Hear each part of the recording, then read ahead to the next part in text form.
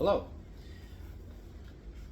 I wanted to start with an introduction for what I hope will be a series of topics, and so like for this introduction, I want to get into the idea that um, we're full of conclusions, and so this is about looking at things. I think that our minds are programmed by our milieu. If your surroundings are red, here's an example. If your surroundings are red and green, you won't necessarily be talking about yellow or orange. So just think about that. Now, here's an example of what I think is a pre programmed conclusion. And I think that this is something that happens in your subconscious because of your surroundings. I saw a comment in social media, and it was a post regarding the theory of evolution. So there was pictures of apes turning into people and stuff like that. Those famous diagrams. And so there was a comment in there, and it said that this commenter, I think it was some guy, said that it's just a theory, and Jesus is king, that kind of a thing. So my immediate response was, he really, I don't think he was born to a family of critical thinkers, or Buddhists for that matter. Now I know that within the family nucleus, there's the village, the city, and the state, and now with social media, you get conflicting signals. And even I think that even before you can speak, you're being bombarded by conflicting ideologies than what your parents hold. But putting that aside, I think that the immediate surroundings are more real to you than things that are farther away. And so if you take this extreme example, you can say, well, the stars are they don't mean anything to you. And a long time ago, we thought that they were just dots in the sky, and they were close to the earth. So I mean, our concept of what these things are way off. But somebody right in front of you, you can probably smell them. Back in the Middle Ages, right? So anyways, this person was like, hey, the theory of evolution is just that. It's a theory, and God did it, or what have you. And other ideas life can only come from life, and so on. So I kind of I refrained, and so was inspired to make these videos, and so I think that we are creatures of habit, and you might want to put in parentheses, so we're creatures. I can't really read that. Let's see.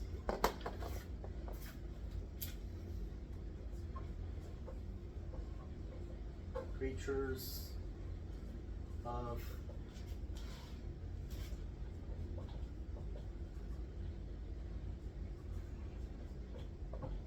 habits.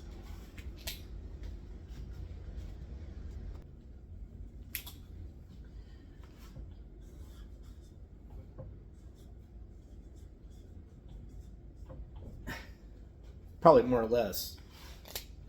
And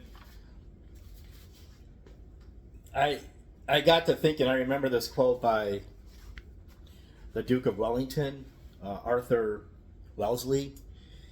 He said that habit is 10 times nature, and so this is kind of like a reverse of what I think what I'm trying to say here, because I think that so this guy was a military professional, and he's famous for defeating Napoleon at Waterloo.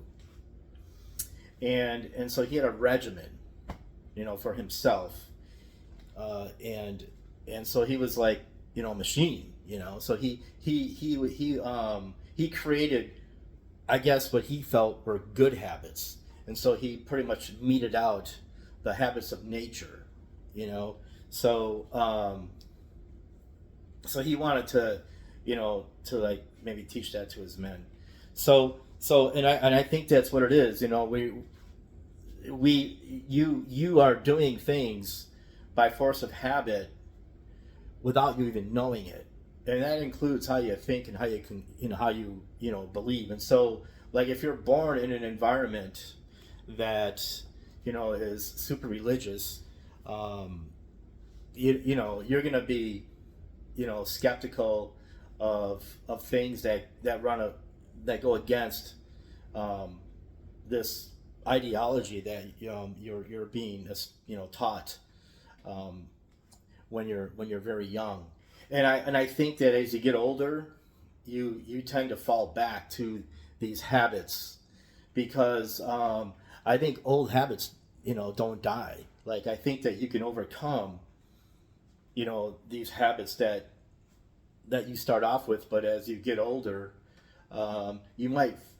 I think that if we're not careful, we sort of like fall back into this comfort zone of traditional habits, like what are, I think, embedded in your subconscious. So another quote. Well, this is a part of a quote by Richard Feynman.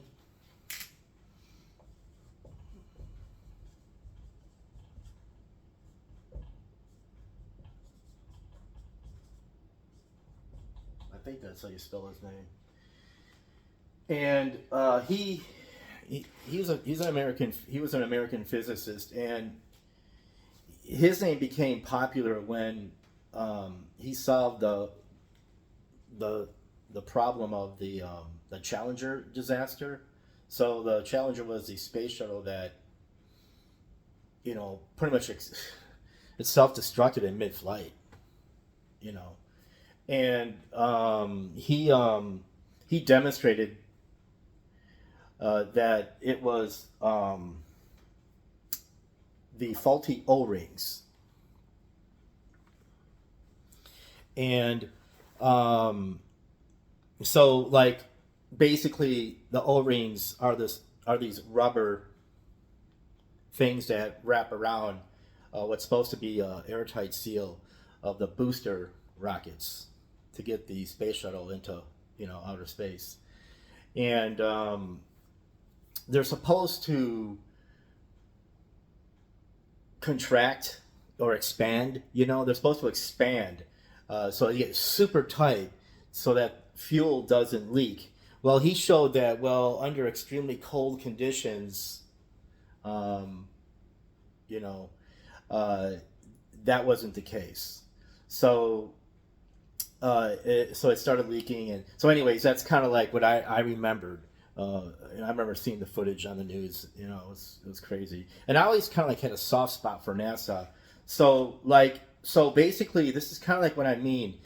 Um, if you're skeptical of NASA, like, and I'm not like, you know, this, I'm not being paid by NASA, for saying this, and so like I know people who think NASA is working for the devil, so they're very nefarious, NASA, and so I mean, like, it's the very same institution that sent us to the moon, during the race with the Cold War race. I mean, that's why we went to the moon, was to beat Russia.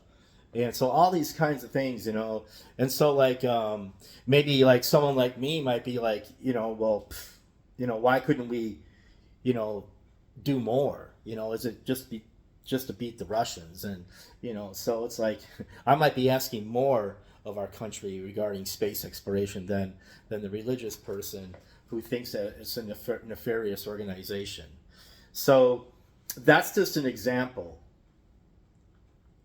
So I think that ideally, like, what can we do about this? This is like a very simple introduction, mistakes and all. Um, I don't know if we understand that we are programmed like there is like this like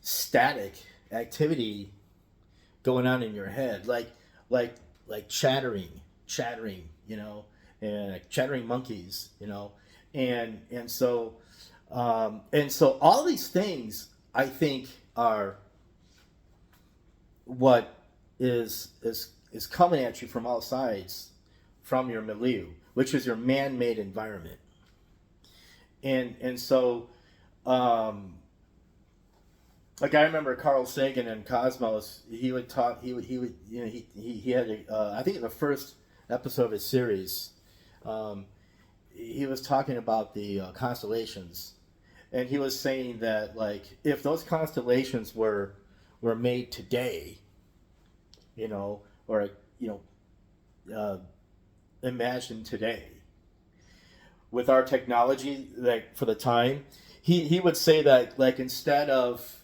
like Leo the lion, and Virgo the virgin, and the the archer, Sagittarian archer, and the Pisces fish. He said that we would have like these electronical components or other doohickeys that we use in the house, like a vacuum cleaner or something. I don't remember exactly what, but it's like, so that's an example of what I mean. We're programmed, and so now we're ascribing that reality to the stars. You know, like okay, that's what that is, and then you have stories about the the vacuum cleaner or whatever it would be, that's in the stars, okay, your washing machine is,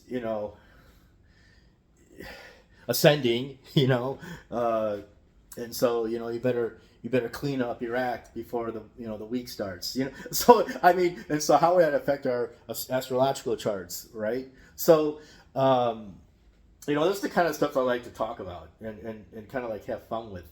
And so I really think that, we're pretty much pre-programmed.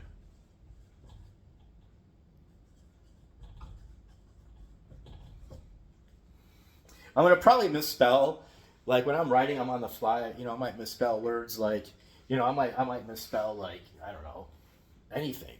And like I remember I had a college professor and an English college professor. I mean, she reads books all the time, and she was like doing what I was doing, and then she forgot how to spell squirrel, you know, and I was laughing to my friend about it, and he scolded me like, "Well, so what? She's a human being like you." And so ever since, like my friend, I've always respected my friend Tom, and I was like, "Okay, yeah, you're right, dude. I'll never do that again." So I never did, and me and that instructor actually got along pretty well. So, and it was like a writing class, intro to writing and English for the college level student. It was a lot of fun. Um, so go figure. Me trying this out. So I kind of feel that we are pre-programmed, and I kind of have my darker moments, like I want to talk about free free will, like extensively. See right there, I missed an E, right? See, I might be doing that, but I caught that right. So I'm just the messenger, and like I really want to explore this. I was talking to a really good friend of mine, and he was like, "Yeah, we might not have free will, but at least we have free willy." And it was like, and I was like, "Man, that's a great joke. I like it." And so, but like, so back to this at hand.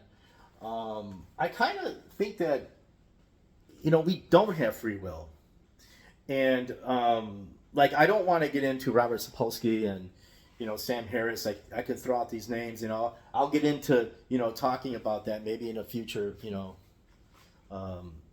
talk to unpack. I want to unpack things, but for this, I just want to like see where this takes us because I like this kind of free form type of format.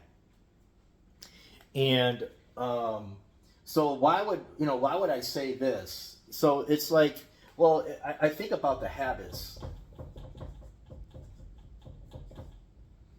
And so ever since you're a baby, you're going to be forming these habits, you know, and so like, and you're going to be taught like how to speak a certain language, and and you know, you're going to be taught like, like your rewards. You get rewards, for certain activities, actions, and you get like punishment for other, actions. And like, so basically, those might be very fundamental, like very fundamental, fundamental like stimuli. Is that is that I think that's okay. And so, and I think that this is something that goes on in you know other you know examples for other things, living things. Um, but like for us, like the most universal one is like like that's hot, don't touch it, and so that's one of the most immediate ones. Like, so the mother might scold the child walking into the kitchen and getting close to the stove, like don't do that, and who am I to say that's wrong? But there could be other ways to avoid that situation. um, Again, a dark situation for me is this: what if the father somehow wanted the kid to kind of like hurt himself, but he made sure that he wouldn't destroy his fingers in touching the thing, and so the kid realizes that it's hot and he doesn't touch it again, and no one yelled at the kid. And so like I remember I burnt myself at a very young age, and I was like my skin sort of like it kind of like I could see it like like becoming burnt plastic. Like it looked like plastic, and it's like and I could probably it's like on my arm somewhere. The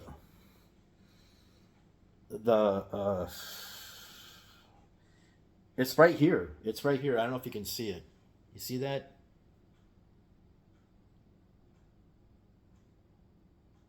So the skin's a little lighter in that area than the surrounding area, and so I can't even call it a scar anymore. That's not even it's just the legacy of the burn, and I can't remember how young I was. I mean, you're a kid, you're playing with stuff that you shouldn't be playing with, right? We had, like Fourth of July. You know, you have sparklers. I can't remember, but I remember that. I don't know.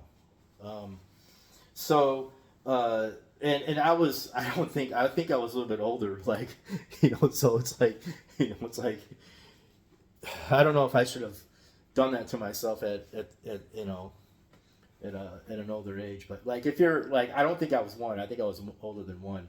So, but like imagine if you were in a situation where you the thing that you're not supposed to be doing, and it's like a negative. It's a negative negative. You get this negative feedback thing. You know, it's like, whoa, okay, and no one had to yell at you. Don't do that. Um, yeah, I could see this leading into a whole nother discussion. I really could, and I hope that I could just. I'm thinking of stuff that I can go into, but I don't know if I want to. But like, so, not now. So like, but like, so all these things, at the very, in the very beginning, is coming at you from your environment, and so these form these habits that are I think still lodged inside of your brain, like are still in you, and now if you have like something very serious, it's called a traumatic experience, like a pressure, your body, whatever, extreme, that's trauma. And so and then like, and so with your brain being a part of your body, I think it's somehow it could stay with you, um, you know, to the end. And so these are things that like I would love to unpack. I'd probably have to talk to people who know more about it than I do, or read more into it. Um, but as I got older, I just started to look at things, in a way that I wanted to talk about here, and that's like sort of like like just sort of like be aware of this kind of you know programmed. Your mind is just like totally pre-programmed. And there's like a lot. So a lot of things are learned, right? You're learned. Like the most immediate ones is like like if you're in the states, and you're born in the states, you gotta and your parents were born here. Chances are you're gonna be taught how to eat with a fork and a knife and a spoon. But if you're in a different part of the world, you might be using chopsticks, right? That's an example right there. And so that's just that alone is you know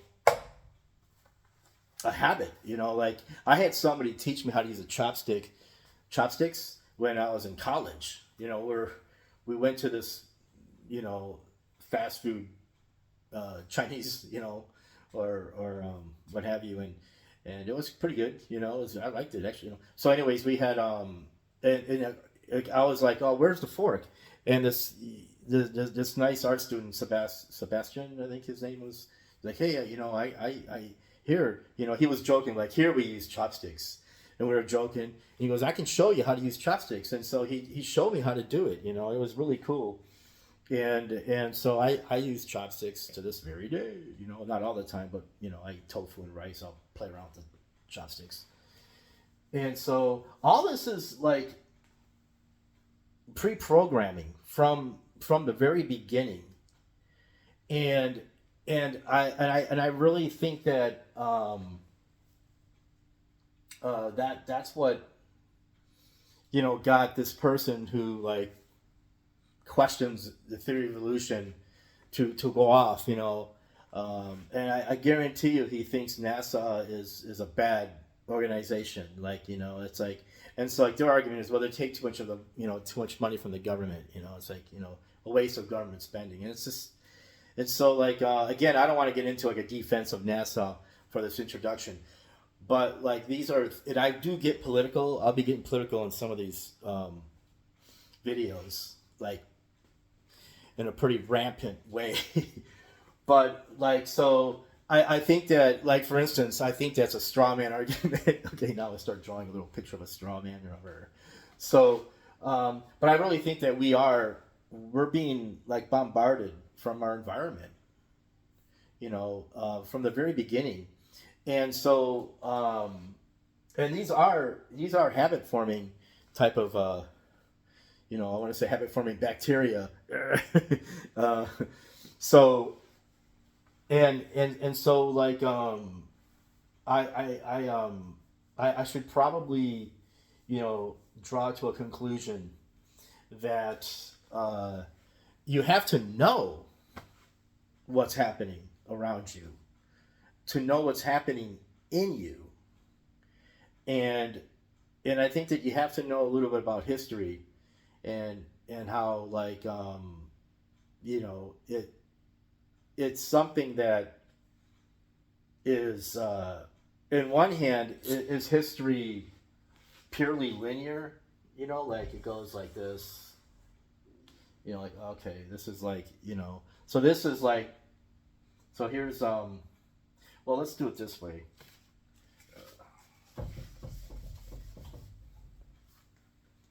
So I'm gonna go like this. So that's the past, and this is the present. and so um, so like it's linear. Is it linear? And so like so one of the things about this is that I thought was interesting is that like well if if everything is round like I think the Earth is round and the sun is round, the moon is round. Things are going to repeat themselves, right? And that's why we have the seasons, and that's why we have like the Farmer's Almanac, right? And we have astrology, you know. And I was talking to a good friend about astrology, you know, it's like, well, you know, I don't want to hear it, you know, astrology, and I totally get it. I think that astrology is something that you know cannot be made into a science, and so, but I I don't even know if I think that astrology is only good for like a reference to what I'm trying to say here, and so and that's like something to do with well maybe not like so with astrology they want you to believe that what's happening in space with the stars and what have you and the planets like that's affecting you when you are you know born and so you're going to be experiencing a certain kind of a pattern of behavior because of that influence from on high. Now this was by people who didn't know how far those those lights in the sky are. We're talking like you know light years away, you know, millions of light years away, and they didn't know that we were in a galaxy that is you know a part of what's called the local group, which are other galaxies, and you know, and that there's like probably an infinite number of galaxies we don't even know. Like they had no idea. So I think that astrology has a problem. They have to address this, and so but I kind of like I didn't throw like the baby out with the bathwater because I used to get into astrology, but like so the whole thing about history, you know, is it just purely chronological linear? Because everything is like this. Like if you look at our molecules and our subatomic particles, a lot of this there's something called atomic spin, you know. So I'm totally you know going off on a tangent, and so you know I guess so be it. So and then but why is history then why is history like that? It's just something. So maybe it's more cyclic. Maybe things repeat themselves, you know. And I'll probably repeat this again and again, but like so like Mark Twain, he said that history doesn't repeat itself, but it rhymes, and so history rhymes. You know, history, you know, it rhymes. You know, history rhymes. You know, and well, I mean, one thing is you know like we have countless number of wars, countless number of you know the overthrowing of governments, countless you know boom and bust of our capitalist economy. So that kind of like oh okay there's this like cyclic thing you know things you know it's gonna come back it's gonna come around again and I what I would like to do is pay attention to what's going on around me so that I can understand what's going on inside of me and I know that this is it's more of a Western way of looking at things and a more of an it's Occidental way of looking at things where an Oriental way of looking at things might be the opposite where you're looking inward and so like I remember Joseph Campbell. I'm into Joseph Campbell. I read pretty much everything he wrote and he talked about how in India like you have like I mean, you have the formation of like your yogis and people who would meditate, and we're talking like, you know, like before Christ. And I, you know, look up the dates, and these things develop, you know, in time. They refine themselves, and then from that you eventually get Buddhism, and you get Zen, and so this is all, you know, Asian. This is all like, you know, the Occident versus the Orient, and and all those are dated terms, but I can't help it, you know. So that's another thing is like, you know, we're programmed in different ways, and so you have the action and you have the action versus the reaction, and so like the reactionary thing is like I don't like BC, you know. Well, I don't want to, you know, BC before Christ, you know, I want to say before the Common Era, you know.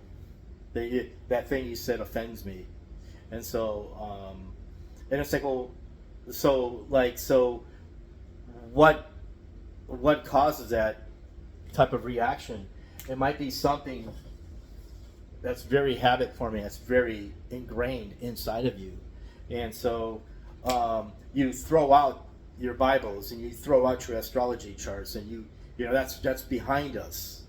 And like, so I'm like, well, I don't want to forget the lessons of the ancient war, you know. I want to know why we got here from. So like, what I would like to do is put everything that is outdated in a library and in a museum, and encourage people to study it. And this was like, I used to be an instructor. I'm like, you know, more or less retired, maybe temporarily, I don't know. And so like, you know, and like, so again, and you have the same people that might be like, get rid of all public education, you know, it's all bad.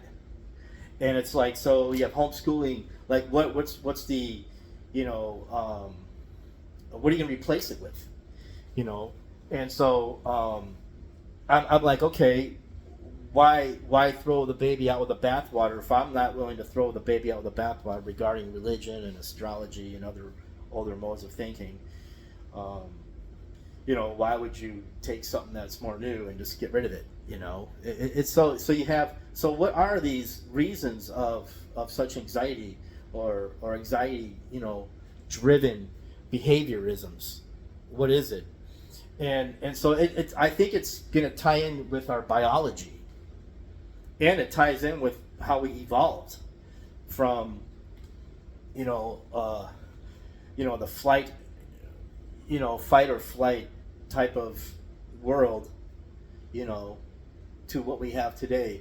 And I would like to contemplate the idea that we still live in a fight or flight world, but it's way more complex, way more nuanced.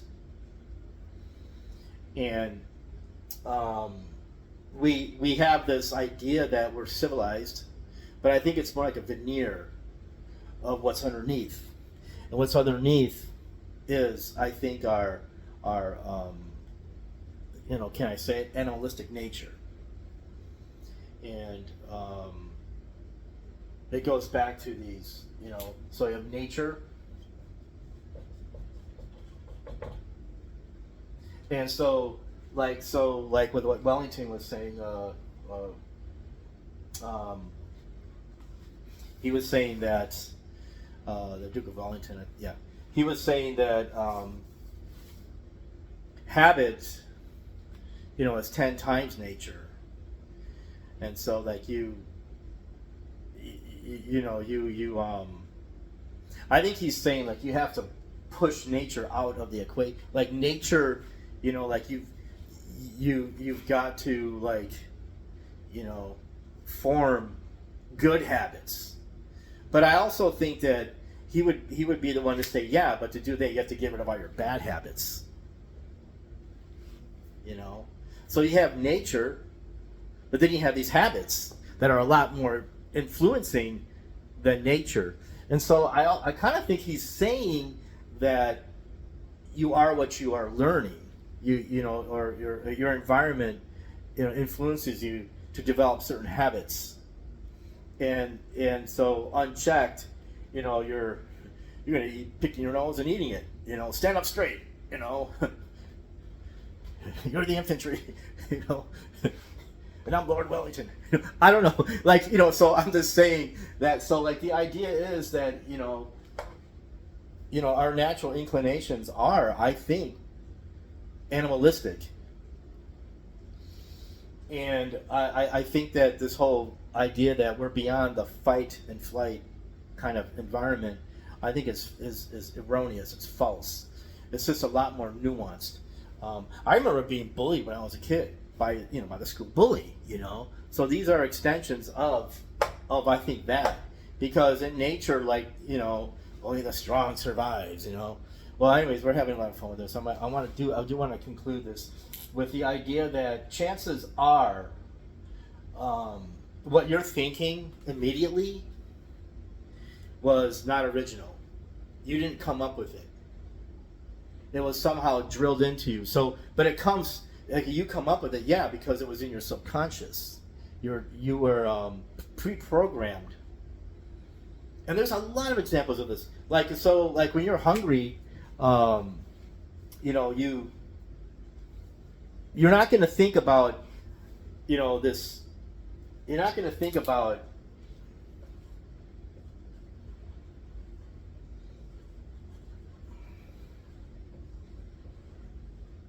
I'm going to go and, like, find some game, what that is, put some ears on it, that's we got a rabbit. I don't know what I'm making there, but, like, you're not going to think in terms of, like, a four-legged critter that you're going to go out and eat, or you're gonna like you're thinking of some kind of a like, I'm gonna go and shoot for that, I'm gonna go and hunt that waterfowl, or I'm gonna get that fish. Like, so a long time ago, you're hungry, you're thinking of real whole foods. Like, what whole foods are. It's like, wow, you look, that's a big hunk of rib. That's a raw vegetable. So, like, if you're not thinking in terms of the whole animal, a long time ago, like, when you're hungry, you're probably thinking of the whole animal, or you're thinking of, like, say, like,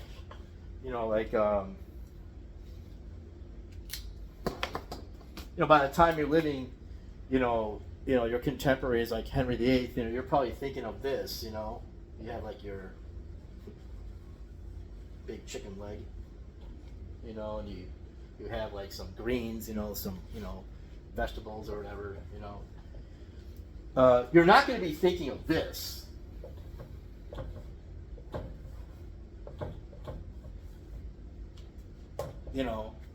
Something in a can or a jar. And then you're certainly not going to be thinking of, like, this.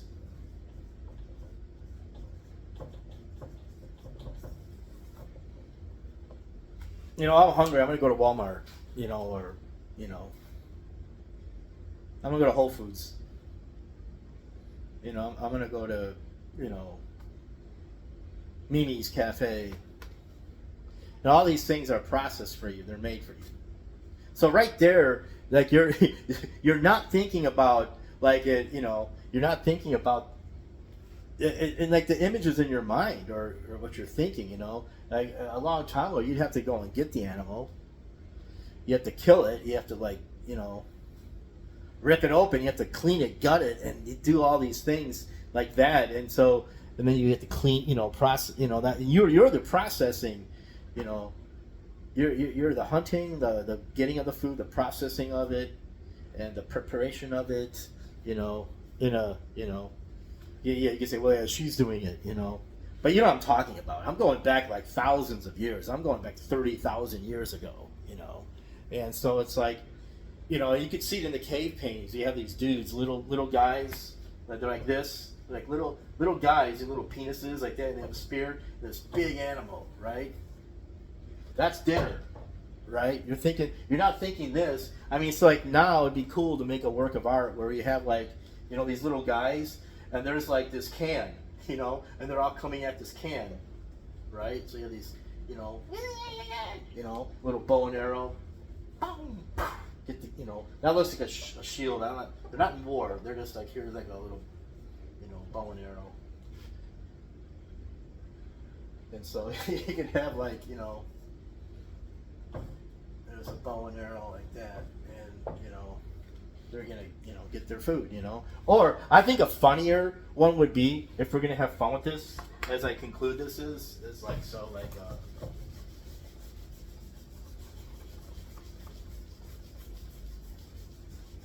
let's try this. Um, okay, I have to really let me move some stuff around here to dry this. I'm gonna gotta have some fun. So like have like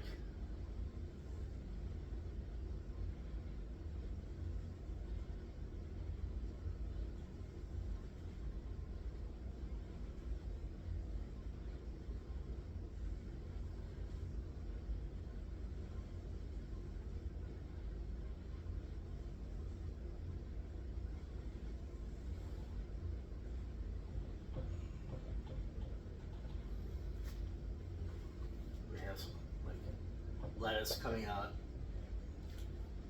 Hold the pickles, hold the lettuce. Special orders don't upset us. All we ask is that you let us serve it your way. Have it your way. Have it your way at Burger King. So you have like the hamburger. Yeah, and you can have like your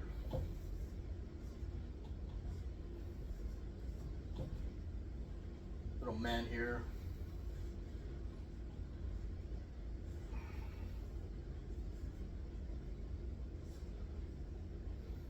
This guy's over here on top, right? Different sort from a perspective. I really like the prehistoric art. I want to get into that someday. I'm fascinated with it. There's some very beautiful examples of this. Not that in the Lascaux caves in France, and I want to get into that stuff. That's I just like, I don't know how I'm gonna do it here. I might have to have like something, like a screenshot of like something from one of those caves. But like, so here we have like, that's kind of like what it is today, and that's what I'm saying. Like we're so much, like, in one way we're completely different from our ancestors like 30,000 years ago. But here's the thing: in so many ways we're very much the same. Gotta still eat. And we're still eating animal protein. We're still killing other living things so that we can eat. We're killing animals that had no idea that they're going to be, born into this world, so that they're going to wind up on your plate or between two sesame seed bun, slices. And so this is the way I think on a daily basis. I like to think about things like this. And so when you kind of so imagine if you just sit down for a couple of minutes and do nothing. A lot of you won't be able to do that, and probably because you have to go to work, and especially now things are getting so like critical that you have to work all the time, and so even when you sit down, you're okay. I'll do your little thought experiment, and you'll sit down. You're thinking about having to go to Walmart, or you want to go to get a quick bite, or you're thinking about, do I have laundry and in the I have to take out the washer and throw in the dryer. There's always something that's pulling you from, and this is where it gets from the West. I had West over here, and Oriental versus Occidental. And I don't think it's any better there anymore. So this is a very romanticized idea. Like, in the Orient, they sit down and they meditate. That's not what I'm implying. It's a very fairy tale idea about what's happening over there and over here, and being the opposite. I mean, it's all mixed up anyways anymore. But what I'm saying is, meditation, I think, came from India. And we know that Hinduism, and then I don't know how many different factions of that, but you have Buddhism, and you have Zen Buddhism, like that whole area. Just it spread out, and people caught wind of it, And so, but I remember Mr. Rogers, he'd be like, I learned it from him. He said, sit down on the park bench and just meditate. Well, how do you do that? He would sit down and just, absorb what's happening around him. He was preferably, sitting in a park where it's quiet, it's safe, and there's some birds, and like you notice, and I think it changes your heart rate and a lot of things, and so so an extension of that is to sit down anywhere, and so the idea is like not to think, but you don't want to play whack-the-mole. You don't want to play whack-the-mole where there's a thought, so I'm going to whack that and kill it. Like, don't do that. Just sort of like not think. Just sit down and not think. And it's like, oh, it's okay, not thinking. And then, like, so now, after you've done that, like, first of all, you won't be able to do it for 5 minutes. Like, I went up to like a half hour in trying to do this. And I've stopped. I used to do it almost every day, and I totally stopped. And I might have to get back into it because I've been really edgy of late. Like, my sister's like, "Yeah, what's wrong with you?" You're like, "I'm like, I don't know, man. I'm really edgy. I think there's a lot of things going around, that's happening around. And it's political, but also financial. All these things. Like a health insurance. What if my premiums go up? And they will. I'm freaking out. It's like so. Like." It's okay. Like again, I can get into politics, but not with this little post. But like so okay. So you're because this is all about catching yourself being pre-programmed, and like you're not like removed from the things that are making you feel how you're feeling. You identify with them, and it's like, well, no, you are not those things. Those things are apart from you. They are not you. And so that's kind of like what I was trying to get at. And so like this is an introduction to probably another introduction that deals with being impartial.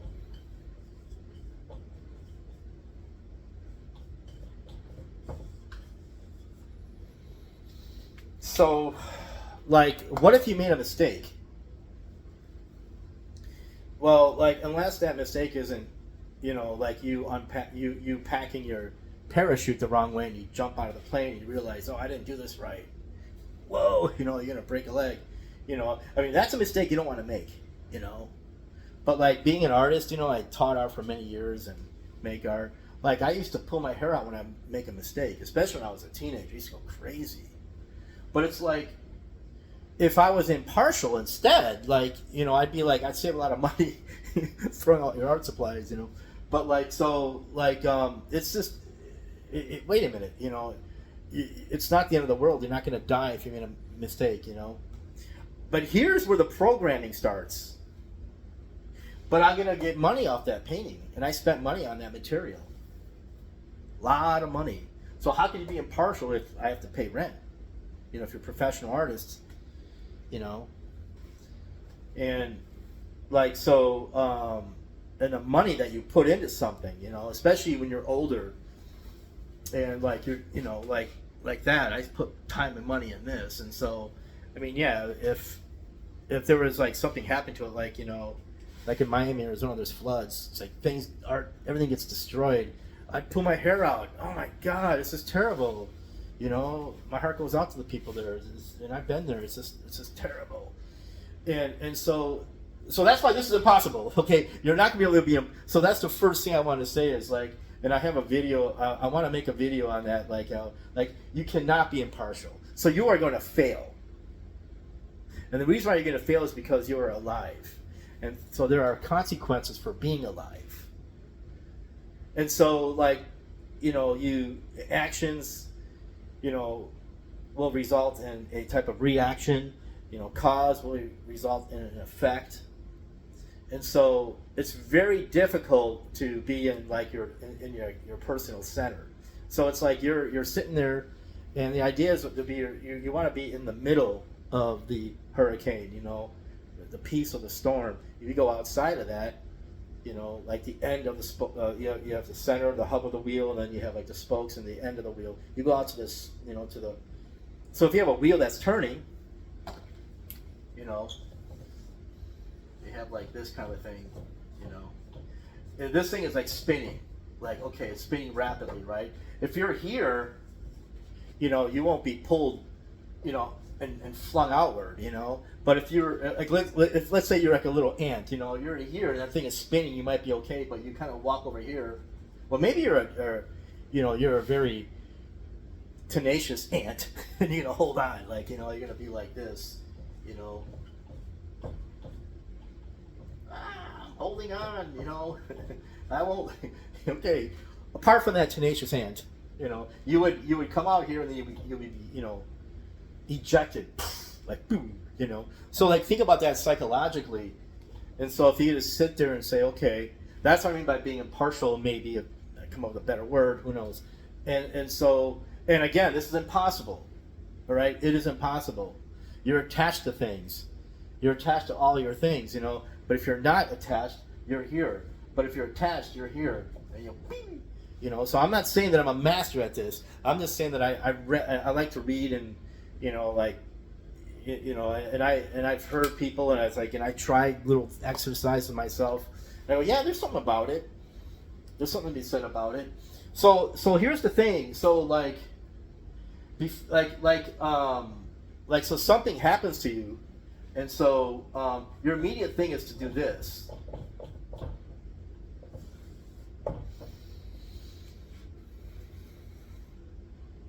And like if it's immediate, like if somebody hits you, you hit them back, immediately. But what if you're on the bus, and then somebody bumped into you by accident? You hit them back.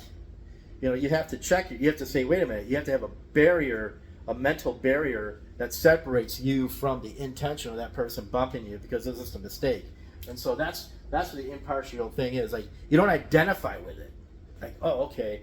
You just kind of like they might say I'm sorry, they might not, but it's like what are you gonna do, So like we have a tendency to react, and then so that was an immediate situation, but then you have a more involved collective situations involving say politics, and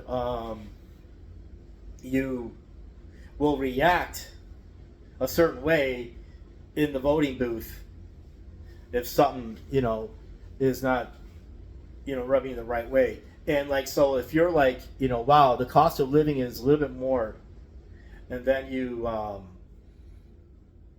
and you're really upset about it, and then you okay, so if the Democrats have been in office for 8 or 4 years, you're going to be well, I'm going to vote for the other guy, the Republican. That's reactionary. And you might not know why you're doing that, except for you're upset and you're reactionary. And again, I don't want to get too much into it, but I'm pretty sure that a lot of this stuff is, and we all want to have a better life. I definitely want to have a better, life, I can't afford stuff sometimes, and it's just pfft. And so there's more programming right here. I mean, I could really get off on the rails here. It's so get off the rails here. It's why is it that I have to work for this? Always working for this money so that I can, be happy or live.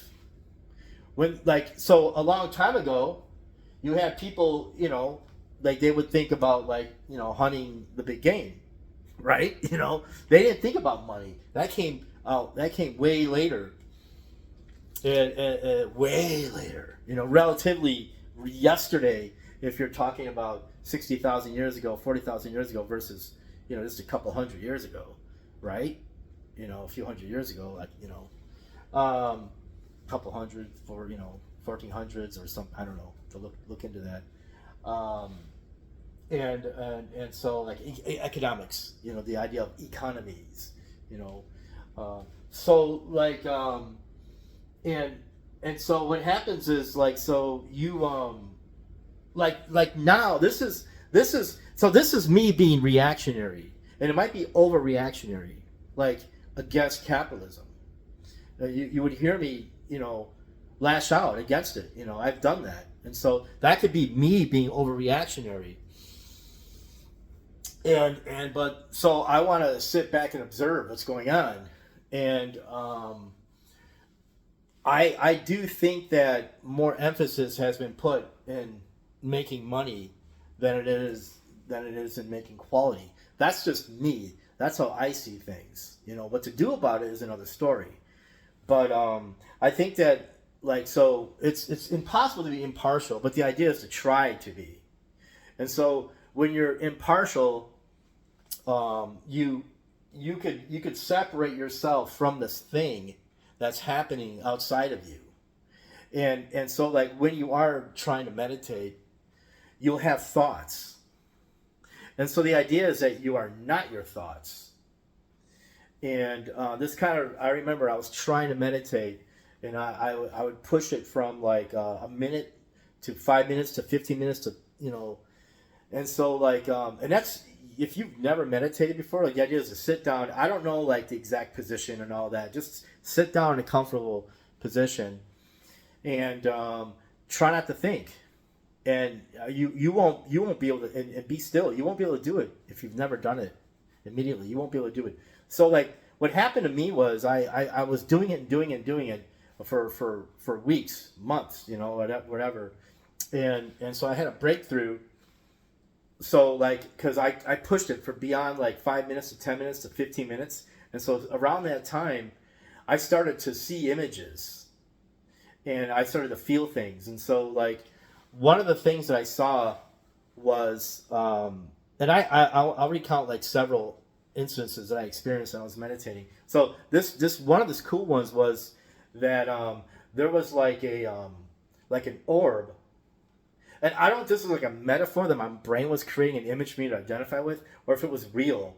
And so, but like there was like two orbs. And so, like, and I without thinking, I knew that I was like the one on the left, or what have you. And then there was this other one in this inner space. And so when I came out of that, it took me a little while to figure it out. I realized that what was happening was, it was this. This is what, when I was meditating. So, like, and again, I am not, an authority on it. I am telling you what I experienced, and it was pretty exciting, and I can't believe that I stopped meditating, and I really hope that I can get back to doing it. I really do. So, very lo-fi technology. We're talking on the low, man. So it's so I remember, like, it was like like, I don't know, like, and like, and I was like, so I came to the, I think that I figured it out, and I was so excited about it. I still think to this day that's what this was, like, so so, like, this is me, and those are my thoughts.